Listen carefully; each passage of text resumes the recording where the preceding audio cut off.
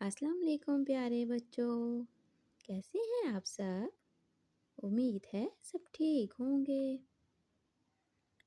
प्यारे बच्चों, आज हम पढ़ेंगे बातचीत के आदाब के बारे में। बातचीत के आदाब कौन से होते हैं, ये हम कहानी पढ़ने के बाद भी देखते हैं। आज फातिमा और अदनान के स्कूल में खेलों का मुकाबला था। फातिमा घर आकर अम्मी जान को उस बारे में बताने लगी। अभी फातिमा ने बात शुरू की ही थी कि अदनान बोल पड़ा। अम्मी जान, मेरे दोस्तों ने भी इस मुकाबले में हिस्सा लिया था। अम्मी जान ने अदनान को समझाया, बेटा, किसी की बात नहीं काटते, ये गुफ्तगू के आदाब के खिलाफ है। अदनान, अम्मी जान, गुफ्तगू के आदाब क्या होते हैं? अम्मी जान, बातचीत करते वक्त हम कुछ बातों का ख्याल रखते हैं, उन्हें गुफ्तगू के आदाब कहते हैं।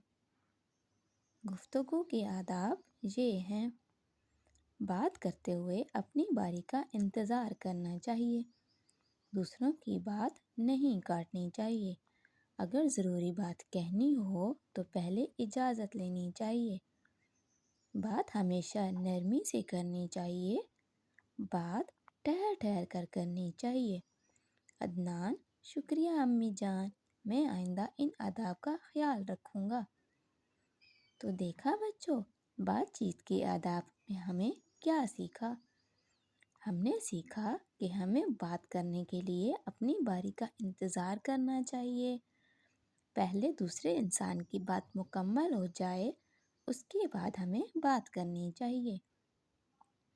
और बात हमेशा ठहर कर करनी चाहिए, नरमी से करनी चाहिए और आहिस्ता आवाज़ में भी करनी चाहिए, क्योंकि अगर हम ऊंचा ऊंचा करके बात करेंगे तो हमारे आसपास के दूसरे लोगों को तकलीफ़ होगी, जो कि अच्छी बात नहीं है।